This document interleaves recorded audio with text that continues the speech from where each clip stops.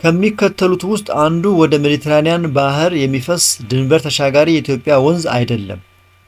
ሀ ተከዜ፣ ለ ዋቢ ሸበሌ፣ ሐመርሃ ባሮ፣ መ አባይ። ጤና ይስጥልን። ይህ የግንቦት ወር 2018 ዓ.ም የስድስተኛ ክፍል አካባቢ ሳይንስ ሞዴል ፈተና ክፍል 1 ነው። ይህ ጥያቄ የተዘጋጀው በአዲስ አበባ ከተማ አስተዳደር ትምህርት ቢሮ ነው። እናመሰግናለን።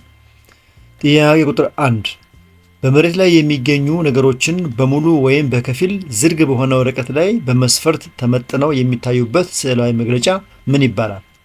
ሀ ጉግል ኤርዝ፣ ለ ካርታ፣ ሐመርሃ ጂፒኤስ፣ መ ሉል።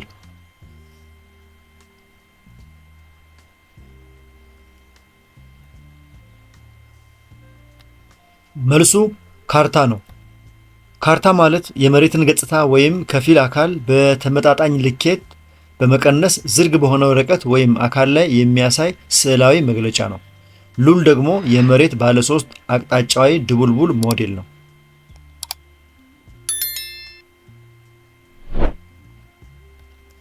ሁለተኛ፣ በስተሰሜን እና በስተምስራቅ አቅጣጫ ኢትዮጵያን የሚያዋስኑ ሀገራት በቅደም ተከተል የሚገልጸው የትኛው ነው? ሀ ኤርትራና ጅቡቲ፣ ለ ኤርትራና ኬንያ፣ ሐመርሃ ኬንያና ሶማሊያ፣ መ ጅቡቲና ሱዳን።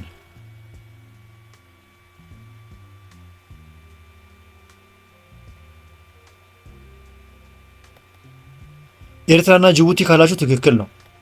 ምክንያቱም ኢትዮጵያን በስተሰሜን በኩል የምታዋስናት ሀገር ኤርትራ ስትሆን በስተሰሜን ምስራቅ በኩል ደግሞ ጅቡቲ እንዲሁም ሶማሊያ ታዋስናታለች። ስለዚህ ቅደም ተከተሉን በትክክል የያዘው ምርጫ ሀ ነው።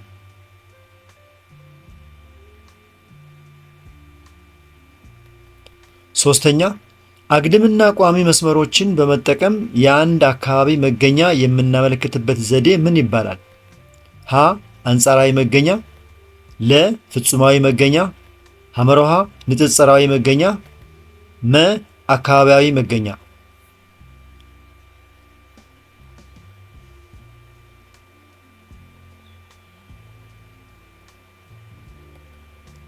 ፍጹማዊ መገኛ ካላችሁ ትክክል ነው።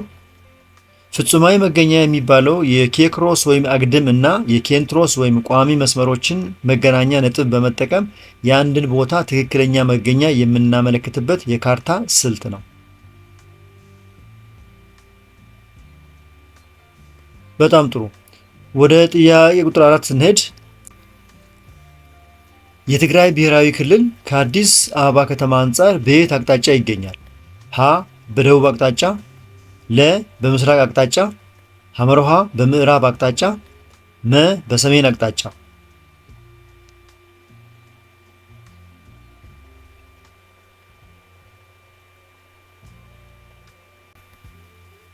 መልሱ በሰሜን አቅጣጫ የሚለው ነው። የትግራይ ብሔራዊ ክልል በኢትዮጵያ ሰሜናዊ ጫፍ ላይ የሚገኝ በመሆኑ በሀገሪቱ መሃል ከምትገኘው ከአዲስ አበባ ከተማ አንጻር በስተሰሜን አቅጣጫ ይገኛል።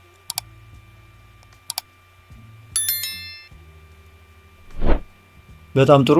ጥያቄ ቁጥር 5 አቶ አለሙ ከተፈቀደለት ፍጥነት ወሰን በላይ ያሽከረክራል። ስለዚህ የአቶ አለሙን ፍጥነት ለመቆጣጠር የሚያገለግል መተግበሪያ የቱ ነው? ሀ ጂፒኤስ፣ ለ ጉግል እርዝ፣ ሐመርሃ ጉግል ካርታ፣ መ ቴሌግራም።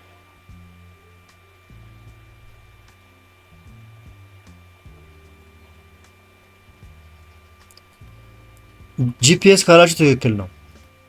ጂፒኤስ የአንድን ተሽከርካሪ መገኛ ቦታ፣ የጉዞ አቅጣጫና ፍጥነት በሳተላይት ታግዞ በቅጽበት ለመከታተልና ለመቆጣጠር የሚያገለግል መተግበሪያ ወይም መሳሪያ ነው። የተከበራችሁ የዚህ ቻናል ተከታታዮች እስካሁን በቀረቡ ጥያቄዎች መልስና ማብራሪያዎች ላይ አስተያየት፣ ጥያቄ ወይም ጥቆማ ካላችሁ አስተያየት መስጫው ላይ አስቀምጡ። ከተመቻችሁ አሁኑ ላይክ አድርጉ። ምናልባት እየፈጠንኩ ወይም እየዘገየው ከሆነ ቪዲዮን ያስቆማችሁ ተከተሉ። እንቀጥል። ጥያቄ ቁጥር 6 ከምግብ ጋር አብሮ ወደ ጨጓራችን የሚገኙ ጀርሞችን የሚያጠቃ በጨጓራ ውስጥ የሚገኝ አሲድ ምን ይባላል? ሀ ላክቲክ አሲድ፣ ለ ሲትሪክ አሲድ፣ ሐመርሃ ሃይድሮክሎሪክ አሲድ፣ መ አሲቲክ አሲድ።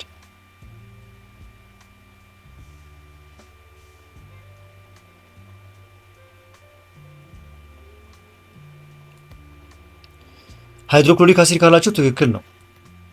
በሰው ልጅ ጨጓራ ውስጥ የሚመረተው ሃይድሮክሎሪክ አሲድ ጠንካራ አሲድ ሲሆን ዋና ተግባሩ ምግቦችን ማለስለስና ከምግብ ጋር ተያይዘው ወደ ጨጓራ የሚገቡ ጎጂ ባክቴሪያዎችንና ጀርሞችን መግደል ነው።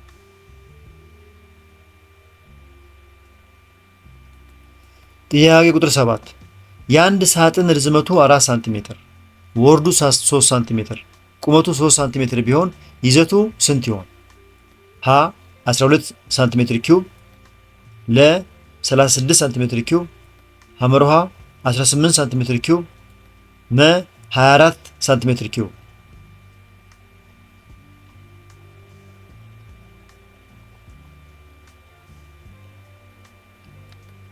መልሱ 36 ሳንቲሜትር ኪዩብ ነው። የአንድ ሳጥን ማለትም 4 ማዕዘን ፕሪዝም ይዘት የሚሰላው ርዝመት ሲባዛ ወርድ ሲባዛ ቁመት በሚለው ነው እናባዛው። በዚህ መሰረት ርዝመቱ 4 ሳንቲሜትር ነው፣ ወርዱ 3 ሳንቲሜትር ነው፣ ቁመቱ 3 ሳንቲሜትር ነው። ስለዚህ 4 ሲባዛ 3 ሲባዛ 3 36 ሳንቲሜትር ኪዩብ ይሆናል ማለት ነው።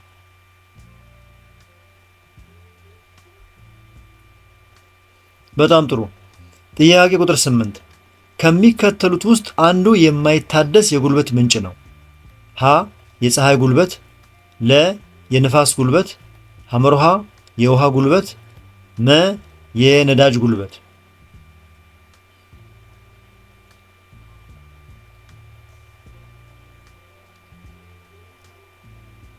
ትክክለኛው መልስ የነዳጅ ጉልበት ነው። የነዳጅ ጉልበት ወይም የቅሪተ አካል ነዳጅ አንድ ጥቅም ላይ ከዋለ በኋላ በቀላሉ ሊተካ የማይችልና ሊያልቅ የሚችል ወይም የማይታደስ የኃይል ምንጭ ነው።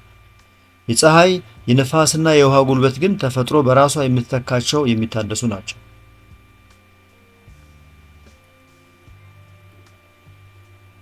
ጥያቄ ቁጥር 9 መጠነ ሙቀትን ለመለካት የሚያገለግለው መሳሪያ ምን በመባል ይታወቃል?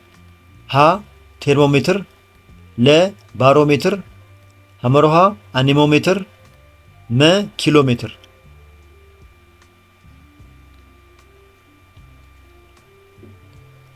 መጠነ ሙቀትን ለመለካት የሚያገለግለው መሳሪያ ቴርሞሜትር ነው የሚባለው።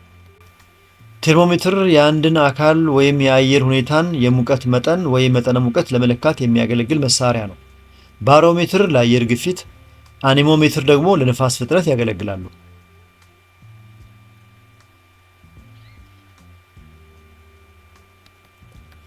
ወደ ክፍል 1 አጋማሽ ደረስን። የተከበራችሁ የዚህ ቻናል ተከታታዮች እስካሁን በቀረቡ ጥያቄዎች መልስና ማብራሪያዎች ላይ አስተያየት፣ ጥያቄና ጥቆማ ካላችሁ አስተያየት መስጫው ላይ አስቀምጡ። ከተመቻችሁ ላይክ አድርጉ። ሌሎቹ እንዲያገኙት ከፈለጋችሁ ደግሞ ሼር አድርጉላቸው። በዚህ ቻናል ላይ የስድስተኛ ክፍል ሚኒስትሪና ሞዴል ጥያቄዎች በብዛት ስለሚገኙ እነሱ በቀላሉ እንዲደርሷችሁ ከፈለጋችሁ ቻናሉን አሁኑ ሰብስክራይብ አድርጉ። እየፈጠንኩ ወይም እየዘገየው ከሆነ ቪዲዮን ያስቆማችሁ ተከተሉ። መልካም ጊዜ። እንቀጥል። ጥያቄ ቁጥር 10 ድምጽ በከፍተኛ ፍጥነት የሚያልፈው በየትኛው ቁስ አካል ነው? ሀ ፈሳሽ፣ ለ ወና፣ ሐመርሃ ጠጣር፣ መ ጋዝ።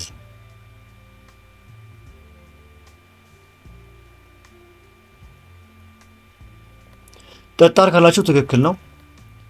በጠጣር ቁሶች ውስጥ የሚገኙ ቅንጣይቶች እርስ በርሳቸው በጣም የተቀራረቡና የተያያዙ በመሆናቸው የድምጽ ሞገድ ንዝረትን በፍጥነት ያሻግራሉ። ስለዚህ ድምጽ ከፈሳሽና ከጋዝ ይልቅ በጠጣር ውስጥ በከፍተኛ ፍጥነት ይጓዛል።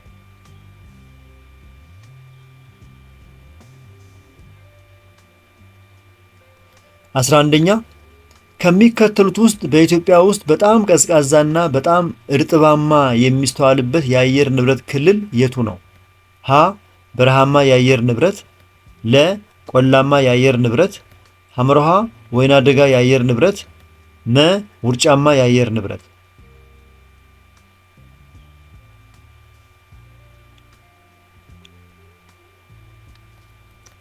ውርጫማ የአየር ንብረት ካላችሁ ትክክል ነው። በኢትዮጵያ ባህላዊ የአየር ንብረት ምደባ መሰረት ከባህር ጠለል በላይ በጣም ከፍተኛ ቦታዎች ላይ ማለትም ከ3300 ሜትር በላይ የሚገኘው ውርጭ ወይም ውርጫማ የአየር ንብረት እጅግ በጣም ቀዝቃዛና እርጥባማ የአየር ሁኔታ ይታይበታል።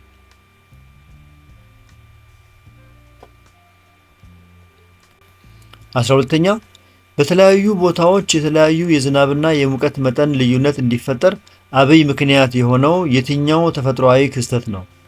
ሀ የአየር ንብረት ተቆጣጣሪዎች፣ ለ የአየር ሁኔታ ይዘት፣ ሐመርሃ የአየር ንብረት ይዘት፣ መ የአየር ግፊት።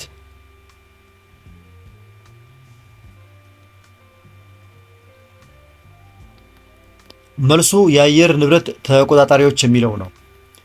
የአየር ንብረት ተቆጣጣሪዎች የሚባሉት እንደ ከፍታ፣ ከኢኩዌተር ያለው ርቀት ወይም ኬክሮስ እና የገጽታ አቀማመጥ የመሳሰሉት ተፈጥሯዊ ክስተቶች በተለያዩ ቦታዎች ላይ የሙቀትና የዝናብ መጠን ልዩነት እንዲፈጠር የሚያደርጉ ዋና ምክንያቶች ናቸው።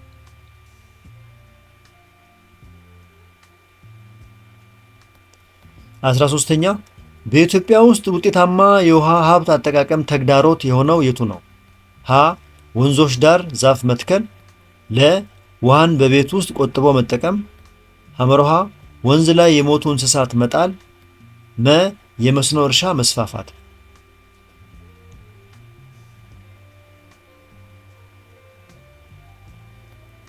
ወንዝ ላይ የሞቱ እንስሳት መጣል ካላችሁ ትክክል ነው። በወንዞችና በውሃ አካላት ላይ ቆሻሻንና የሞቱ እንስሳትን መጣል ውሃን በመበከል ለጥቅም እንዳይውል ያደርጋል። ይህም በሀገራችን ውጤታማ የውሃ ሀብት አጠቃቀም ላይ ትልቅ ተግዳሮት ወይም ችግር ነው ማለት ነው።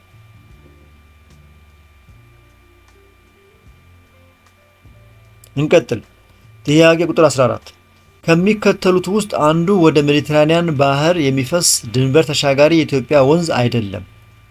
ሀ ተከዜ፣ ለ ዋቢ ሸበሌ፣ ሐመርሃ ባሮ፣ መ አባይ።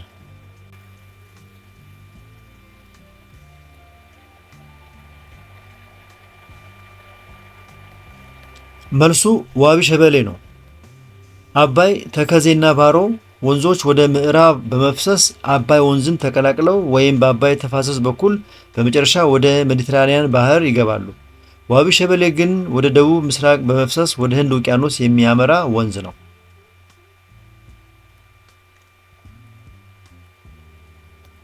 15ኛ በኢትዮጵያ ውስጥ ዋና ዋና የአካባቢ ብክለት መንስኤ የሆነው የቱ ነው? ሀ ፕላስቲኮችና ፌስታሎችን መጠቀም፣ ለ ከፋብሪካ የሚለቀቁ በካይ ጋዞች፣ ሐመርሃ ነዳጅን በስፋት መጠቀም፣ መ ሁሉም።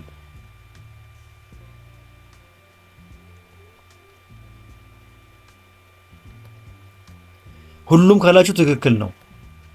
የፕላስቲክና ፌስታልን መበተን ወይም የመሬት ብክለት ከፋብሪካና ከተሽከርካሪ የሚወጡ በካይ ጋዞችና የነዳጅ ጭሶች ማለትም የአየር ብክለት በአንድነት በሀገራችን ለአካባቢ ብክለት መባባስ ዋና ዋና መንስኤዎች ናቸው።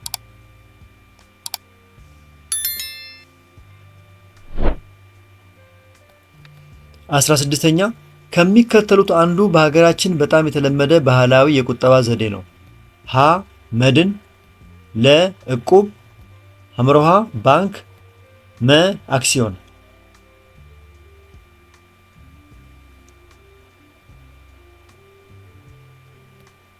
ትክክለኛው መልስ እቁብ ነው።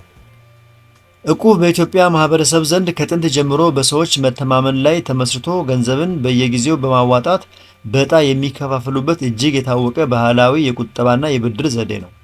ባንክና መድን ዘመናዊ ናቸው።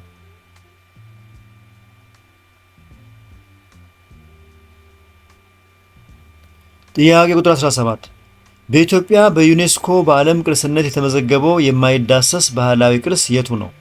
ሀ ፍቼ ጨምበላላ፣ ለ የቡሄ ጭፈራ፣ ሐመርሃ አሸንድዬ፣ መ ሶለል።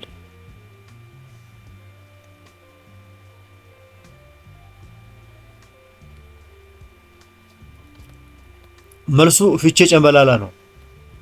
የሲዳማ ብሔር የዘመን መለወጫ በዓል የሆነው ፍቼ ጨምበላላ በዩኔስኮ መዝገብ ላይ በኢትዮጵያ ስም ከተመዘገቡት የማይዳሰሱ የዓለም ባህላዊ ቅርሶች መካከል አንዱ ነው።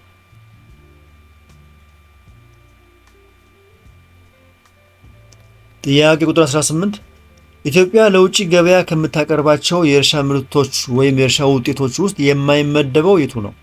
ሀ ቡና፣ ለ አበባ፣ ሐመርሃ ሰሊጥ፣ መ ጤፍ።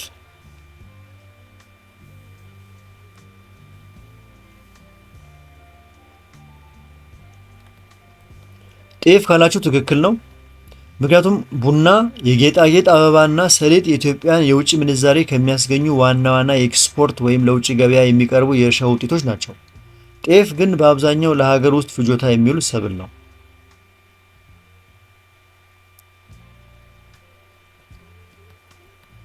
19ኛው ጥያቄ እንዲህ ይላል። ሰዎች የሚያገኙት የምግብ መጠን ከሚያስፈልጋቸው መጠንና አይነት በታች ሲሆን የሚከሰተው ችግር ምንድን ነው? ሀ ረሃብ፣ ለ ፍልሰት፣ ሐመርሃ ስደት፣ መ ድርቀት።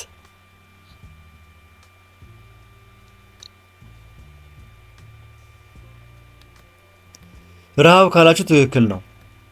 ሰዎች ለጤናማ ህይወት የሚያስፈልጋቸውን በቂ የካሎሪና የምግብ መጠን እንዲሁም አይነት በአግባቡ ማግኘት ሳይችሉ ሲቀሩ ሰውነታቸው ለከፍተኛ እንክብካቤ እጥረት ይጋለጣል። ይህ ክስተት ረሃብ ወይም የተመጣጠነ ምግብ እጥረት ይባላል።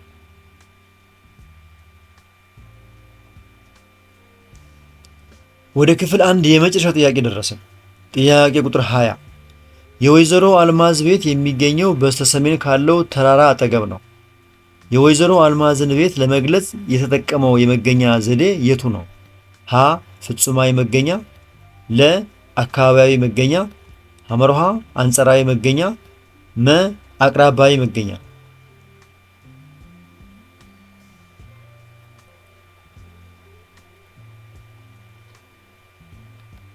ትክክለኛው መልስ አንጸራዊ መገኛ የሚለው ነው። የአንድን ቦታ መገኛ በቋሚነት ከሚታወቅ ሌላ መለያ መስህብ ወይም ተፈጥሯዊ ነገር ለምሳሌ እንደ ተራራ፣ ህንፃ፣ ወንዝ አንጻር ማመልከት አንጻራዊ መገኛ ይባላል። የተከበራችሁ የዚህ ቻናል ተከታታዮች እስካሁን በቀረቡ ጥያቄዎች መልስና ማብራሪያዎች ላይ አስተያየት፣ ጥያቄና ጥቆማ ካላችሁ አስተያየት መስጫው ላይ አስቀምጡ። ከተመቻችሁ አሁኑ ላይክ አድርጉ። ሌሎቹ እንዲያገኙት ከፈለጋችሁ ሼር አድርጉላቸው። በዚህ ቻናል ላይ የተለያዩ የስድስተኛ ክፍል ሚኒስትሪና ሞዴል ጥያቄዎች ስላሉ እነሱን በቀላሉ ለማግኘት ቻናሉን ሳብስክራይብ አድርጉ። የዚህን ጥያቄ ፒዲኤፍ ከፈለጋችሁ ቴሌግራም ቻናላችን ላይ በመግባት ሃሁቲዩብ የሚለውን ጆይን በማድረግ ማግኘት ትችላላችሁ። ነገ በክፍል 2 እስከምንገናኝ ድረስ መልካም የፈተናና የጥናት ዝግጅት ወቅት ይሁንላችሁ። ቻው።